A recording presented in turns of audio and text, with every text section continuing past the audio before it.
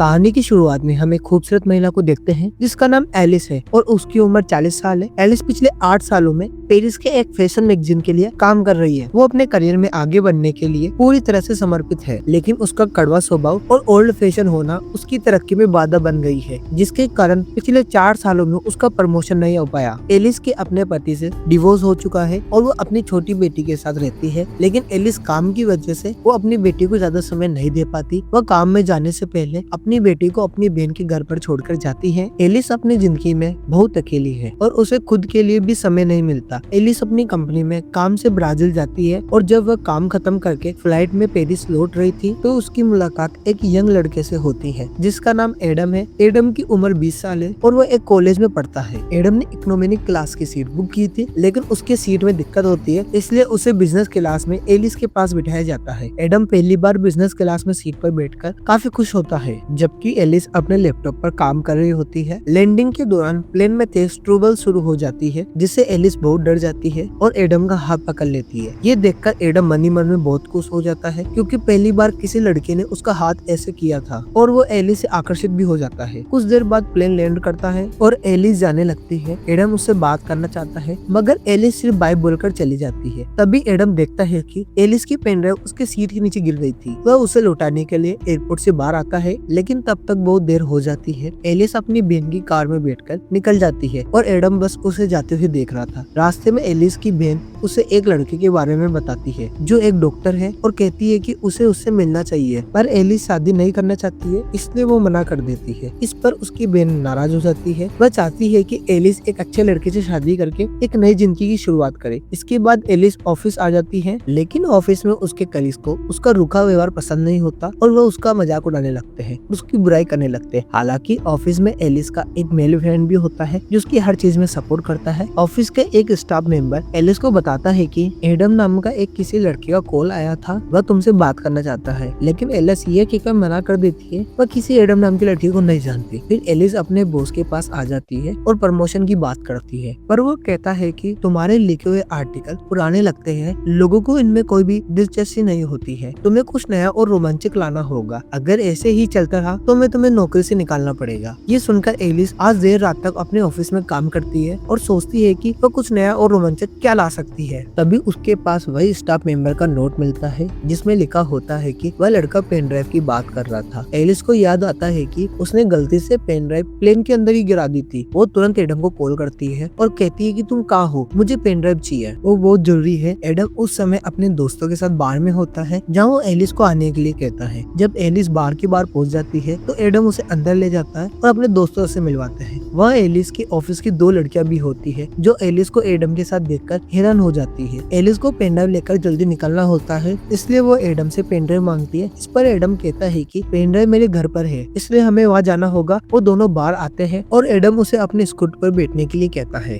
Alice पहली बार scooter पर बैठती है, इसलिए वह थोड़ी हिचकिचाती है। एडम उसे एक हेलमेट देता है। जब एलिस उसे ठीक से पहन नहीं पाती तो एडम उसकी मदद करता है। तभी एलिस की वो ऑफिस की दोनों लड़कियां उन्हें एक ऐसे एंगल से देखती है जिसे लगता है कि जैसे वो दोनों किस कर रहे होते हैं। वह चुपचाप से उसकी फोटो क्लिक कर लेती है और उसे ऑनलाइन पोस्ट कर देती है। एडम एलिस को अपने घर ले आता है, जहाँ उसके डैड भी मौजूद होते हैं। एडम जानबूझकर पेन ड्राइव देने में देरी करता है ताकि वह एलिस से थोड़ी देर और बात कर सके, पर जब वह एलिस को पेन ड्राइव देता है और वह घर से निकलती है तो एडम कहता है कि क्या मैं तुम्हें स्कूटर से छोड़ दूं, पर इस पे एलिस कहती है कि मैं कैब से चली जाऊंगी। फिर एडम कहता है कि क्या हम कभी बाहर कॉफी पीने चल सकते हैं। इस पर एलिस कुछ नहीं कहती और मुस्कुराकर थैंक यू बोलकर चली जाती है। अगले दिन जब एलिस ऑफिस आती है तो उसे सब लोग अजीब निगाहों से देख रहे होते हैं। एलिस को कुछ समझ नहीं पाती। तभी उसकी एक कलीग उसे और एडम की फोटो दिखाते हुए कहती है कि तुम दोनों की ये फोटो किसी ने ऑनलाइन डाल दी है और सबको लग रहा है कि वह और एडम किस कर रहे थे, पर एलिस जानती है कि वह सिर्फ एक गलतफहमी है, ऐसा कुछ नहीं है। लेकिन उसका बॉस ये देखकर बहुत खुश होता है। वो कहता है कि मुझे तुम्हारा ये नया लुक बहुत पसंद आया। एलिस कहती है कि ऐसा कुछ नहीं है, पर बॉस कहता है कि हमें तो यही चाहिए, वो लड़का तुमसे उम्र में काफी छोटा है, ये बहुत कूल लगेगा। बॉस को लगता है कि मैगजीन युवकों को टारगेट करती है। अगर एलिस एक जवान लड़के के साथ रिलेशनशिप में है तो वह युवा पीढ़ी की सोच को बेहतर समझ पाएगी। वो कहता है कि तुम इसमें लगे हो, ऐसा करोगे तो हमारी मैगजीन बिकेगी, क्योंकि लोगों को मिर्च मसाला चाहिए होता है। पर एलिस अपने से कम उम्र के लड़के को डेट करना नहीं चाहती है। वह अपने दोस्त को इस बारे में बात करती है, जो उसे सलाह देता है कि उसे बस दुनिया को देखने के लिए एडम को तुमको डेट करना चाहिए। वो कहता है कि अगर तुम्हारा बॉस ये देखता है तो वह तुमसे खुश होकर तुमको प्रमोशन दे सकता है। पर किसी की भावनाओं से खेलना और झूठ बोलना सही नहीं था,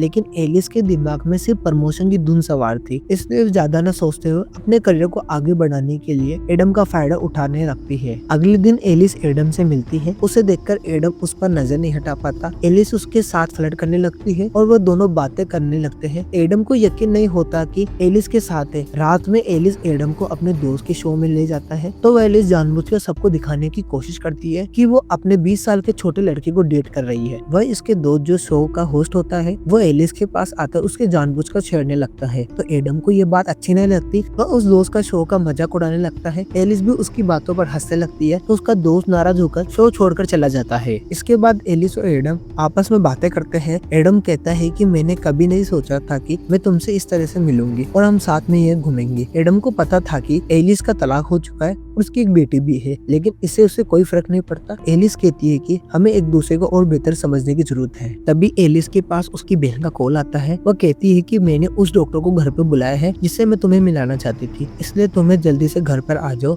एलिस जाना नहीं चाहती थी, लेकिन अपनी बहन की इज्जत करते हुए वो एडम से झूठ बोलती है कि मेरी बेटी की तबीयत खराब है, मुझे घर जाना होगा। ये सुनकर एडम भी थोड़ा परेशान हो जाता है और जल्दी से टैक्सी बुलाता है और एलिस को उसमें बिठा देता है। ये देखकर एलिस को लगता है कि एडम उसकी कितनी फिक्र करता है। घर पहुंचने पर एलिस अपनी बहन, जीजाजी और उस डॉक्टर के साथ डिनर करती है। एलिस ड्रिंक कर रही होती है, जिस वजह से नशे में डॉक्टर से उल्टी सीधी सवाल पूछने लगती है। इसमें डॉक्टर को बुरा लगता है और वो वहाँ से चला जाता है। यहाँ एलिस लगातार कोशिश कर रही होती है कि उसका बॉस खुश होकर उसे प्रमोशन दे दे, लेकिन ऐसा नहीं हो रहा था। इसलिए वो एडम को एक फैशन शो में लेकर जाती है जहाँ उसकी कंपनी का सीईओ और बॉस मौजूद होता है। जब शो के दौरान मॉडल रेनबो कर रही होती है तभी एक लड़की गिर जाती है। ये देखकर एडम तुरंत उसे उठाने के लिए आगे बढ़ता है। सीईओ को एडम का ये व्यवहार देखते बहुत अच्छा लगता है। शो खत्म होने के बाद एडम और एलिस पार्टी में ड्रिंक करते हुए डांस करने लगते हैं। डांस करते वक्त वो दोनों बहुत करीब आ जाते हैं, लेकिन कुछ होने से पहले ही एलिस देखती है कि कुछ लड़कियां उसकी तस्वीरें क्लिक कर रही होती है। ये देखकर एलिस तुरंत एडम के हाथ पकड़कर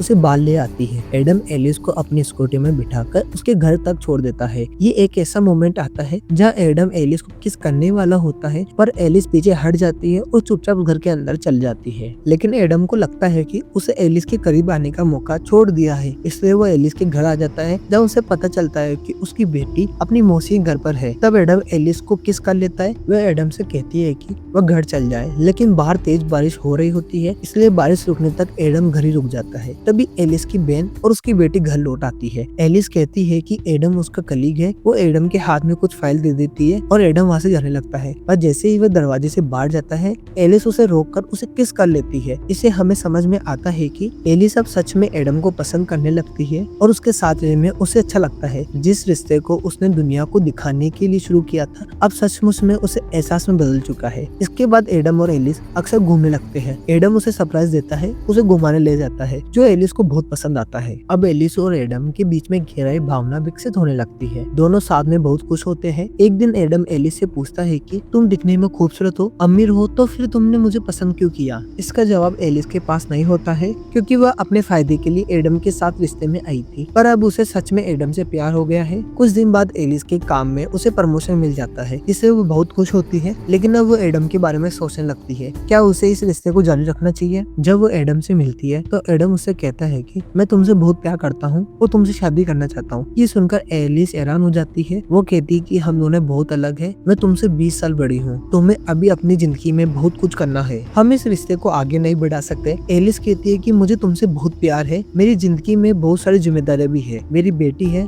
मेरा काम है, ऐसे हम साथ नहीं रह सकते, लोग हमारे रिश्ते को लेकर क्या कहेंगे? वह कहती है कि शायद वही बेहतर होगा कि हम यहाँ पे रुक जाए, लेकिन एडम उसकी बात नहीं मानता। फिर भी एलिस वहाँ से चली जाती है। एलिस जानती है कि उसने एडम को सिर्फ प्रमोशन के लिए इस्तेमाल किया था, लेकिन अब उससे प्यार हो गया था और वह उसके साथ रहना चाहती है। फिर भी अपनी जिम्मेदारी और समाज के डर के कारण वो एडम से दूर हो जाती है। एलिस एडम से दूर होकर बहुत अकेले और तनाव महसूस करती है। उसके लिए एडम को बोलना काफी मुश्किल हो रहा था और वही एडम के साथ भी यही हो रहा था। वह अपने दुख को अपने पिता को बताता है। उसके पिता उसे समझते और कहते हैं कि जब मैं भी तुम्हारी उम्र का था तब भी मुझे ऐसा ही प्यार हुआ था और ये सब कुछ चलता रहता है, तो अपनी जिंदगी में आगे बढ़ना होगा। कुछ दिन बाद एलिस के ऑफिस में सिया खुद मैगजीन का कवर फोटो देखने आती है, लेकिन उन्हें कवर फोटो पसंद नहीं आती। वो मेल मॉडल की जगह किसी नए अनदेखे चेहरे की तलाश में होती है। तभी उसकी नजर एलिस के लैपटॉप स्क्रीन पर पड़ती है, जिसका वॉलपेपर एडम की तस्वीर होती है। उसे देखकर सिया को याद आता है कि ये वही लड़का है जिसने फैशन शो में गिरी हुई लड़की को उठाया था। वो चाहती है कि एडम उसकी मैगजीन का नया मॉडल बने। ये सुनकर एलिस को अच्छा नहीं लगता। वो नहीं चाहती है कि फिर से वो एडम से मिले, लेकिन अपने बॉस के कहने पर उसकी बात माननी होगी। लेकिन एडम को कॉल करती है और मैसेज भी करती है, लेकिन एडम तो टूटी हुई आशिक की तरह घर में बैठकर ड्रिंक कर रहा होता है। वो एलिस के कॉल और मैसेज का गुस्से में जवाब नहीं देता। तब एलिस खुद उसके घर आ जाती है और उसे अपने साथ बाहर लेकर जाती है। एडम को लगता है कि एलिस फिर से उसके साथ रिश्ते में शुरू करना चाहती है, लेकिन एलिस उसे बताती है कि तुम्हें मैगजीन के मॉडल बनना होगा, तुम्हें खूबसूरत लड़कियों के साथ काम करने का मौका मिलेगा और इसके लिए तुम्हें पैसे भी मिलेंगे। ये सुनकर एडम गुस्से में आ जाता है। उसे समझ में आ जाता है कि एलिस उसके काम के लिए उसके पास आई है। वह कहता है कि तुमसे मिलना नहीं चाहता, अच्छा होगा हम कभी ना मिले, और वो गुस्से में वहाँ से चला जाता है। जिस दिन एडम का फोटोशूट होना होता है और वह सभी लोग एडम का इंतजार करते हैं। एलिस को डर लगता है कि अगर एडम नहीं आया तो उसकी नौकरी चली जाएगी। तभी एडम वहाँ पर आ जाता है, क्योंकि अब भी वह एलिस से प्यार करता था। उसे मेकअप रूम में ले जाया जाता है, उसका नया लुक तैयार किया जाता है। तभी उसके पास एलिस का दोस्त आता है और वो एडम से माफी मांगता है। वो कहता है कि मैंने एलिस को सलाह दी कि